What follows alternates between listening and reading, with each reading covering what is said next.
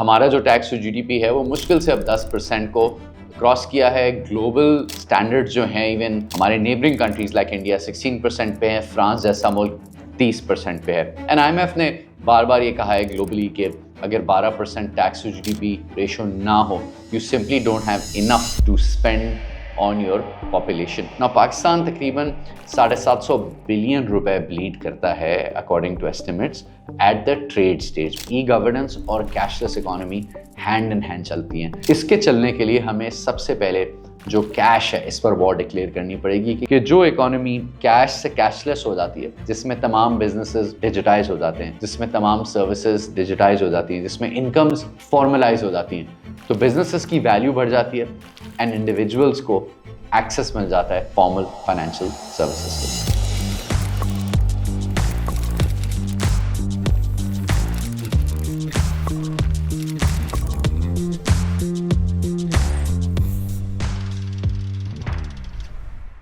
अस्सलाम वालेकुम and welcome to Pakistan and counting. मेरा नाम जुनैद इकबाल है and thank you for watching our digital Pakistan series. Now we totally understand कि पाकिस्तान टैक्स अंडर कलेक्ट करता है। हम इस टॉपिक पे कई दफ़ा बात कर चुके हैं। हमारा टैक्स टू जीडीपी रेशो कम है, हमारे फाइलर्स और टैक्स पेयर्स कम है एंड हमारा जो टैक्स टू जीडीपी है वो मुश्किल से अब 10% को क्रॉस किया है। ग्लोबल स्टैंडर्ड्स जो हैं इवन हमारे नेबरिंग कंट्रीज लाइक इंडिया 16% पे है, फ्रांस जैसा मुल्क 30% पे है। एंड IMF ने बार बार ये कहा है ग्लोबली कि अगर 12% टैक्स टू जीडीपी रेशो ना हो, you simply don't have enough to spend on your population. Now to understand कि हम अंडर कलेक्ट क्यों करते हैं, लेट्स फर्स्ट अंडरस्टैंड कि टैक्स के इंसिडेंट्स के क्या स्टेजेस होते हैं। इंसिडेंट ऑफ टैक्स उसको कहते हैं कि जब कोई ट्रांजैक्शन होती है, जब एक्सचेंज ऑफ वैल्यू होती है, जिस पर किसी भी मुल्क के उसूलों के हिसाब से टैक्स लगता है। नाउ 4 तरह के मेन इंसिडेंट्स होते हैं। पहला तो एक प्रोडक्शन लेवल पर होता है कि जब एक फैक्ट्री किसी चीज़ को प्रोड्यूस करी है, चाहे वो शुगर की फैक्ट्री है या सीमेंट की या स्टील की या प्लास्टिक की। अब तकरीबन जो 3 लाख के करीब मैन्युफैक्चरर्स को ऑफिशियली रजिस्टर होना चाहिए, उसमें से मुश्किल से 14% जो हैं वो फुली रजिस्टर्ड है। बाकी सबकी जो इनवॉइसेस हैं वो कैश पे चल रही होती हैं, बिल्कुल अनडॉक्यूमेंटेड सप्लाई चेन है। और जितनी छोटी फैक्ट्री होती जाती है उतनी ज़्यादा वो अनडॉक्यूमेंटेड चलती रहती है। एंड पूरा पाकिस्तान का मैन्युफैक्चरिंग जो सेक्टर है एंड मैन्युफैक्चरर्स खासतौर पे जब अपने डिस्ट्रीब्यूटर के साथ काम करते हैं, ये पूरा कैश के चेक पर चलता है। एक कैश का चेक कोई लिख देता है जिसकी मार्केट में अच्छी रेपुटेशन होती है, लोग उसका चेक कलेक्ट कर लेते हैं। जो चेक को कलेक्ट करता है वो अगले बंदे को भी दे देता है, इवेंचुअली जाके कोई ना कोई उसे अपने बैंक अकाउंट में डिपॉजिट कर लेता है एंड उस डिपॉजिट का FBR से डायरेक्टली लिंक नहीं होता। ऐसा नहीं है कि कोई FBR को आपकी कोई इंफॉर्मेशन जाती है कि ये कैश का चेक डॉक्यूमेंट हुआ है। सो पूरा प्रोडक्शन लेवल जो है वो बहुत हद तक अनडॉक्यूमेंटेड है। फिर आ जाता है आपका पॉइंट ऑफ सेल या शॉप फ्रंट या retailers. Now there are millions of retailers in Pakistan. चाय के खोखे से लेकर बड़ी टेलीविज़न वगैरह की दुकानों से लेकर, और इसमें 3 टियर कहे जाते हैं। अब टियर 1 हो गए आपके नाहिद स्टोर, एच क्रीम बख्श या बड़ी ज्वेलरी की शॉप्स या वो शॉप्स जो मॉल्स में होती हैं या बड़ी इलेक्ट्रॉनिक्स की भी दुकानें। अब इनमें बहुत हैवी वैल्यू का सामान पड़ा होता है। टियर 2 होता है आपकी जो मिड टियर दुकानें हैं, which aren't very big but they do very decent business. अच्छी बड़े साइज़ की किराने की दुकानें, मिल्क की दुकानें, गोश्त की दुकानें, people who do fairly decent business, जो एक बेसिक जॉब करने वालों से ज़्यादा बेहतर बिजनेस कर रहे होते हैं। और टियर 3 छोटी दुकानें होती हैं, बिल्कुल इनफॉर्मल, छोटे खोखे जो होते हैं। अब पाकिस्तान में मुश्किल से लाख के करीब पॉइंट ऑफ सेल टर्मिनल है जहाँ पर पॉस मशीन लगी हुई है। अब ये लाख पॉस मशीन भी तकरीबन 40,000 आउटलेट्स पे कि जिनके पास पॉस मशीन है 2 भी हैं, 3 भी हैं, और जिनके पास नहीं है उनके पास तो है ही नहीं। और अगर आप जैज़ और बाकी सारे जो वॉलेट्स हैं उनके QR कोड्स मिला लें तो पाकिस्तान में तकरीबन 5 लाख के करीब QR कोड्स लगे हैं, बट वो भी प्राइमरीली अनयूज चल रहे हैं। अभी भी जो शॉपकीपर हैं दे फियर फॉर्मलाइजेशन, एंड उसकी एक अहम वजह यह है कि पाकिस्तान का टैक्स रेट बहुत हाई है। तो रिटेलर जो है उसको एक तो इस बात का डर है कि एक दफ़ा मैं टैक्स नेट में आ गया तो मेरी इनकम का एक बहुत बड़ा पोर्शन चले जाएगा स्टेट के पास, एंड सेकेंडली कि अगर एक दफ़ा मैं टैक्स के निज़ाम में आ जाऊँगा तो टैक्स वाले मुझे तंग बहुत करेंगे। तीसरा जो मेजर इंसिडेंस होता है वो होता है ट्रेड के लेवल पे, when goods cross borders. Now this can happen through dry ports, मिसाल के तौर पे चमन, या sea ports which is Karachi and Gwadar, या फिर आपके जो सारे मेजर एयरपोर्ट्स हैं। और डेली बेसिस पर जो गुड्स हैं वो इम्पोर्ट हो रहे होते हैं और एक्सपोर्ट हो रहे होते हैं। ना पाकिस्तान तकरीबन 750 बिलियन रुपए ब्लीड करता है according to estimates at the trade stage, because manual inspections हैं। अगर आप एयरपोर्ट पर भी लेकर आते हैं तो कस्टम किसी को रोक के खड़ा हुआ होता है, तो आप देखते हैं कि कोई उसका एक प्रॉपर निज़ाम नहीं है, कोई कनेक्टेड स्कैनर्स नहीं है जिसके थ्रू वो फ़ौरन असेस कर सकें कि प्रोडक्ट क्या है। फिर उसमें ऑफ कोर्स करप्शन भी बहुत चलती है बॉर्डर्स पे। आप देख सकते हैं पाकिस्तान की, depending on where you are in the country, south में बलूचिस्तान में आपको ईरान से आया हुआ पेट्रोल मिल जाएगा, नॉर्थ वेस्ट में आपको सेंट्रल एशिया से आई हुई चीज़ें मिल जाएंगी, एंड आपको बड़े शहरों में फॉरेन ब्रांडेड चीज़ें, ख़ासतौर पे ग्रोसरी स्टोर में फॉरेन ब्रांडेड आइटम्स आपको मिल जाएंगे जो ड्यूटी पे बगैर आ जाते हैं मुल्क में। Similarly same is the story with electronics, and इस तरह बाज़ार भरे पड़े हुए हैं। फिर अगला जो प्रॉब्ली एक बहुत बड़ा सेक्टर है, 60% of our economy, which is services sector.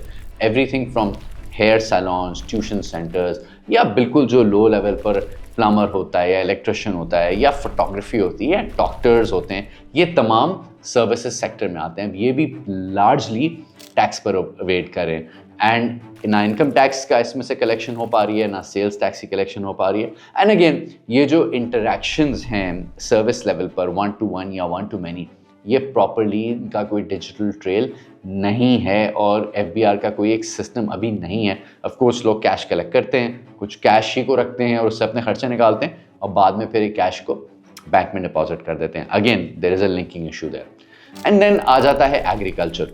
इसको हम ऑलरेडी डिस्कस कर चुके हैं कि इस पर फेडरल इनकम टैक्स तो है ही नहीं, प्रोविंशियल इनकम टैक्सेस हैं, लेकिन उसकी इम्प्लीमेंटेशन बहुत वीक है, बिकॉज एक असेसमेंट का मैकेनिज्म नहीं है, डॉक्यूमेंटेशन का मैकेनिज्म नहीं है कि सीड की स्टेज से लेकर एंड में जो फाइनल सेल्स की स्टेज है, इसमें किस किस पॉइंट ऑफ एक्सचेंज पे कितने की वैल्यू ट्रांसफर हुई, स्टेट उसको मॉनिटर कर ही नहीं रही है। Now agriculture is about 20% of our economy, मुश्किल से इसमें 4 बिलियन का टैक्स इकट्ठा होता है, तो ये इंसिडेंस भी जो है ये अनटैक्स आ रहा है। एंड फाइनली जो अल्ट्रा वेल्दी होते हैं, जिनकी अक्सर इनकम टाइप्स या बिजनेस टाइप्स या एसेट्स होते हैं वो अक्रॉस सेक्टर्स होते हैं, उनका कुछ हो सकता है सर्विस बिजनेस भी हो, एग्रीकल्चर बिजनेस भी हो, मैन्युफैक्चरिंग भी हो। नाउ पाकिस्तान में कम से कम 24 लाख लोग ऐसे हैं जो 1 करोड़ 30 लाख पर ईयर से ज़्यादा कमाते हैं, लेकिन इस सेगमेंट में जो रिपोर्टिंग है वो सिवियरली अंडर रिपोर्टिंग होती है, and luxury lifestyles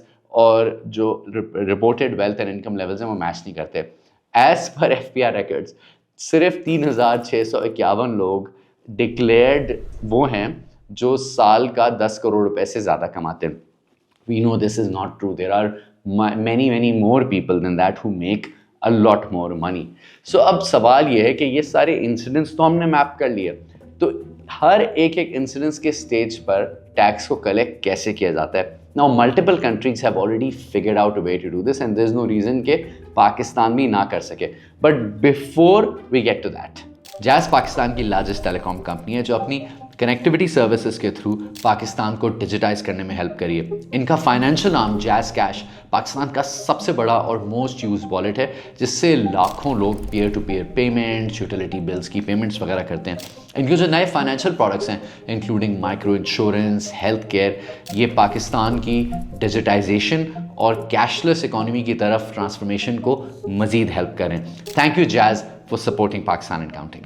coming back, तो मुख्तलिफ ममालिक at various incidents of taxation को किस तरह से ट्रैक करते हैं। सबसे पहले आ जाते हैं वापस प्रोडक्शन पे। प्रोडक्शन में track and trace systems and mandatory E invoicing have work for many countries like Turkey and so on so fourth. Brazil ने तो ख़ास तौर पे सैटेलाइट डेटा का इस्तेमाल करके एआई को उसके साथ लेवरेज करके कंपनीज के लिए प्रोडक्शन एस्टिमेट्स क्रिएट किए हैं, एंड वो उनके टैक्स रिकॉर्ड से फिर मैच किए जाते हैं ना। पाकिस्तान में भी ट्रैक एंड ट्रेस प्रोग्राम बनाया तो गया है, जो इलिसिट टोबैको वाले हैं, सीमेंट पर, शुगर पर भी लगाया गया है।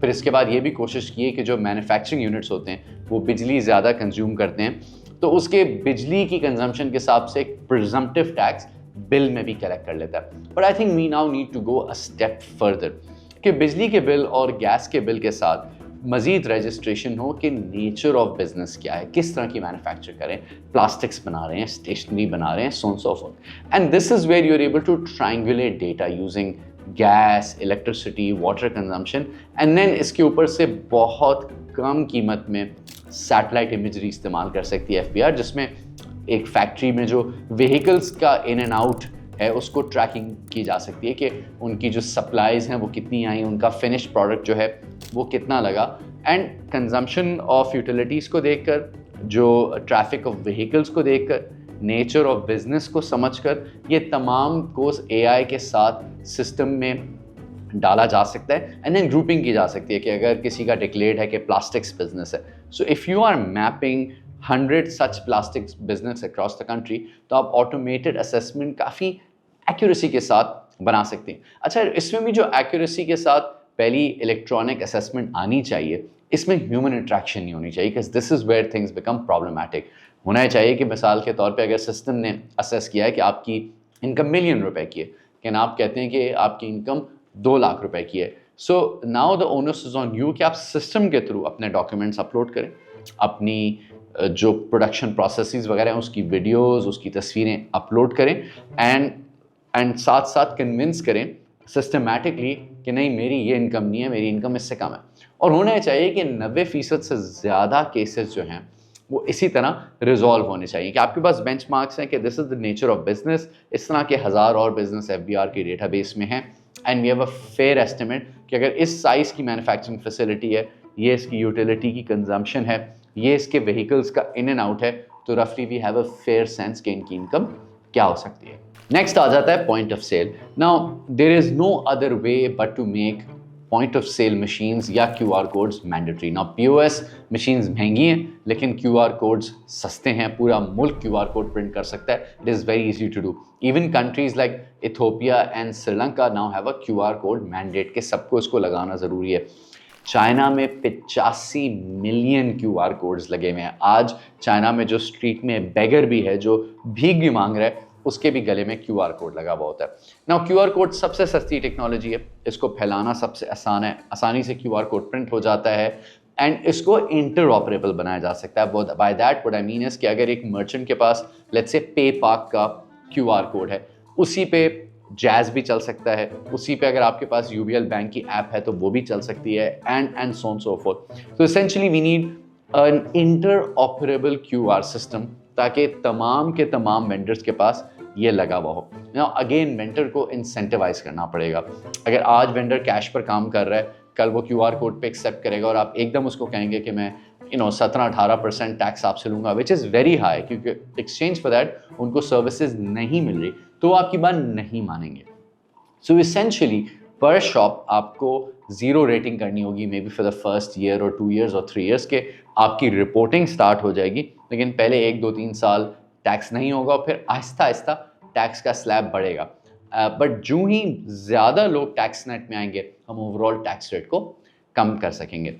नेक्स्ट आ जाता है ट्रेड। नाउ ट्रेड में जो AI इनेबल्ड स्कैनर्स अब दुनिया भर की पोर्ट्स में लग रहे हैं, एयरपोर्ट्स में भी एंड ऑल्सो सी पोर्ट्स में। सी पोर्ट्स में तो अब स्मार्ट ड्रोन्स भी आ गए हैं। पहले ज़माने में फिजिकली जाकर लोग कंटेनर्स को कस्टम स्टाफ सर्वे कर रहा होता था, अब ड्रोन्स जाकर सर्वे कर सकते हैं, they can photograph the items and database में इमीडिएटली वो मैप कर सकते हैं कि आइटम्स कौन से हैं, इनकी क्या वैल्यू है, बिकॉज इंटरनेट पे अब इतनी vast amount of information available है।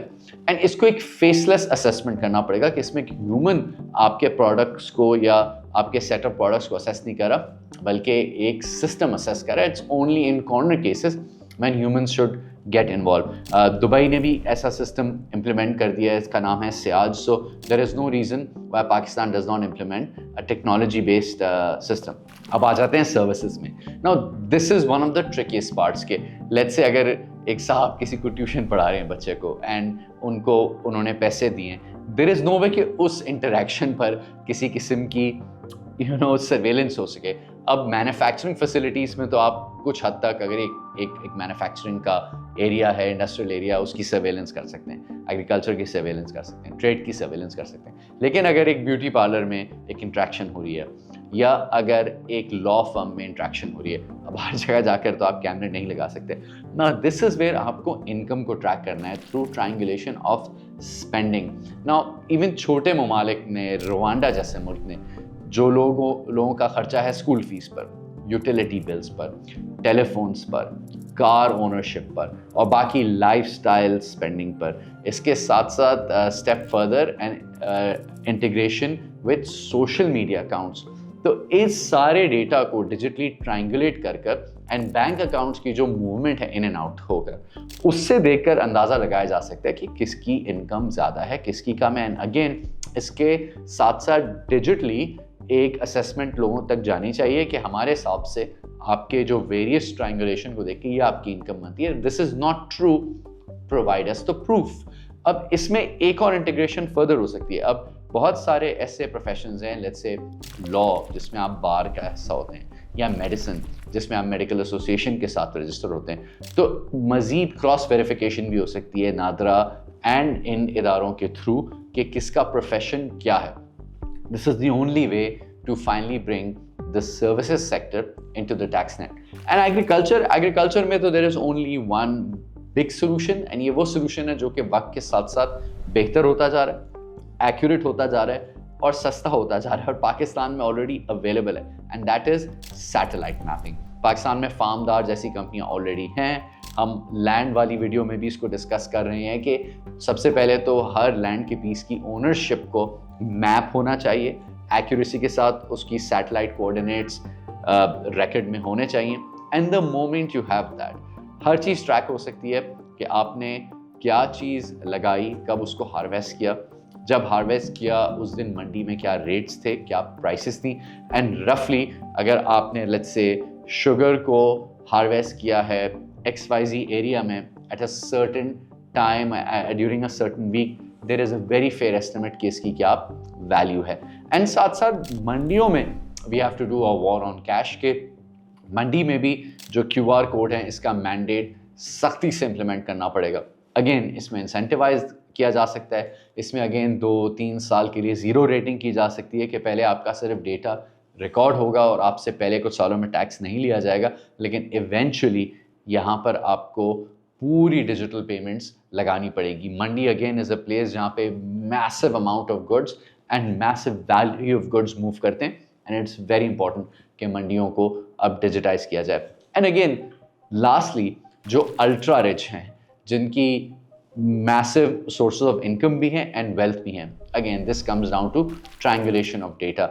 आप बहुत सी चीज़ों को छुपा सकते हैं, फेक कर सकते हैं, गाड़ी किसी और के नाम पे ले सकते हैं, लेकिन फॉर इंस्टेंस इंटरनेशनल ट्रैवल जो है वो आप अपने पासपोर्ट पर ही करते हैं। It is very hard to fake that. And जब आप ट्रैवल को, गाड़ियों को, रेजिडेंस को, यूटिलिटी बिल्स को एंड बाकी एक्सपेंस पैटर्न्स को बैंक अकाउंट्स के साथ और बाकी तमाम सोशल मीडिया के साथ मैप करते हैं, you are able to catch evaders. Pakistan इस पर काम कर चुका है। कई फाइनेंस मिनिस्टर जो गुजरे हैं वो कह चुके हैं कि 25 से 30 लाख लोग हैं जिनको हाई इवेडर लिस्ट में ढूंढा जा चुका है। Now it is just a matter of political will, but before they move on any of these people, again इसमें ह्यूमन इंटरेक्शन कम होनी चाहिए और ये डिजिटली सिस्टम के तहत होना चाहिए, ताकि डिग्निटी के साथ अगर किसी ने कोई गलत काम किया भी है उसके सामने प्रूफ आना चाहिए, फुली ट्रायंगुलेटेड थ्रू टेक्नोलॉजी, और उनको जवाब देने का भी मौका टेक्नोलॉजिकल पोर्टल्स के थ्रू देने का मिलना चाहिए। ओवरऑल ये जो पूरा निज़ाम है इसको अगर हम इम्प्रूव करना चाहते हैं और डिजिटाइज करना चाहते हैं, ये बात याद रखें कि अगर हम चाहते हैं कि ई गवर्नेंस हो, तो ई गवर्नेंस और cashless economy hand in hand चलती हैं।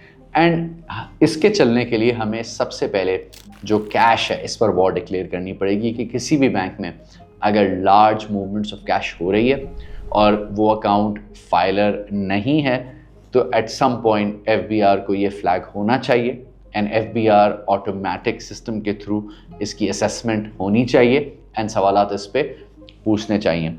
एंड सबसे जो इम्पोर्टेंट बात है कि जो इकोनॉमी कैश से कैशलेस हो जाती है, जिसमें तमाम बिजनेसेस डिजिटाइज हो जाते हैं, जिसमें तमाम सर्विसेज डिजिटाइज हो जाती हैं, जिसमें इनकम्स फॉर्मलाइज हो जाती हैं, तो बिजनेसेस की वैल्यू बढ़ जाती है एंड इंडिविजुअल्स को एक्सेस मिल जाता है फॉर्मल फाइनेंशियल सर्विसेज के लिए। थैंक यू एंड खुदा हाफिज। और जाते हुए एक सवाल, आपकी नज़र में पाकिस्तान में वॉर ऑन कैश करने के लिए हमें 2 सबसे बड़े इकदाम क्या करने पड़ेंगे? जवाब हमें कमेंट्स में ज़रूर दें and please join our community by subscribing to Pakistan and counting. Thank you.